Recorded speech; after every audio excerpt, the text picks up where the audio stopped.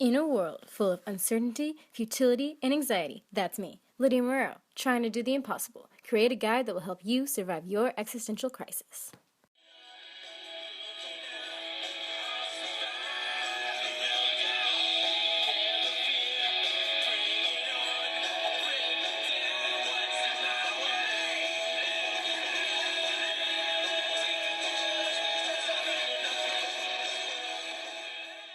Lydia's Declassified Existential Survival Guide.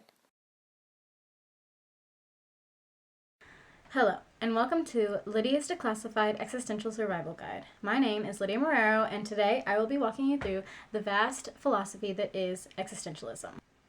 You might be asking yourself some questions like, what is the meaning of life? Who am I? What is my purpose? What is death? What happens when we die?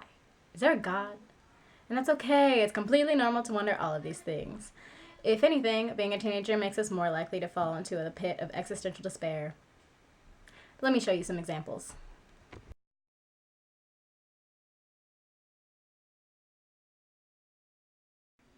What is the point of life? Everything I do is pointless. What is the point of doing anything when one day I'll be dead?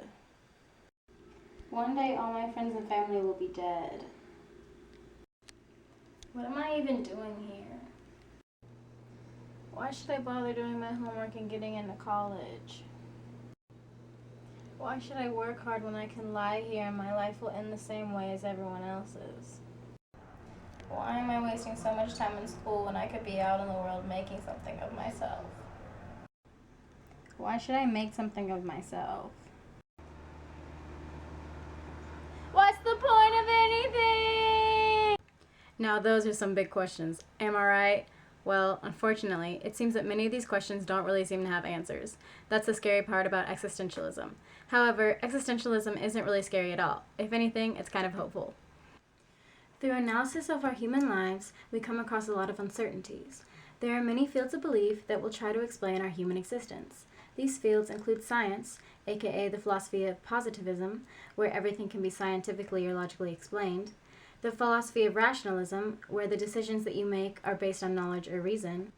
There are religions which try to give explanation for existence by power of a god, and there's also the philosophy of empiricism, which is where you base your choices off of experience. Existentialism rejects all of these ideas that make an attempt to answer any of these uncertainties. Which now brings us to the hopeful part. I know, you're probably thinking, how can there possibly be anything hopeful about this philosophy that declines all these theories that define our lives? Hopefully this is where you see the appeal of existentialism.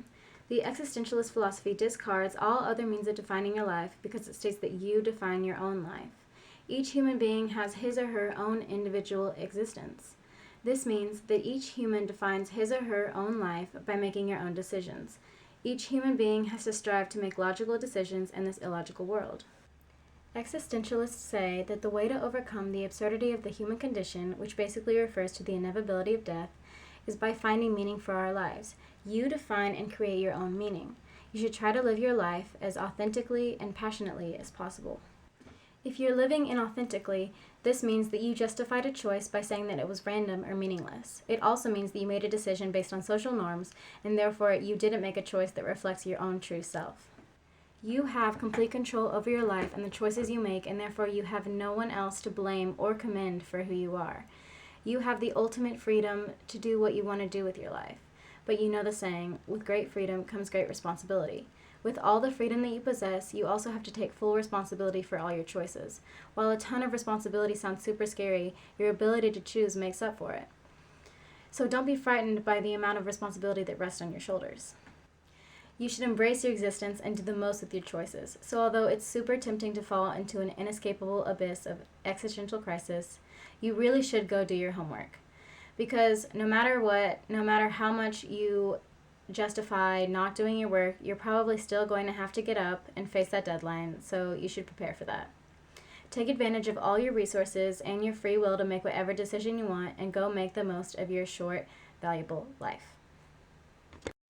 This is Lydia Morero, signing off. Until next time on Lydia's Declassified Existential Survival Guide.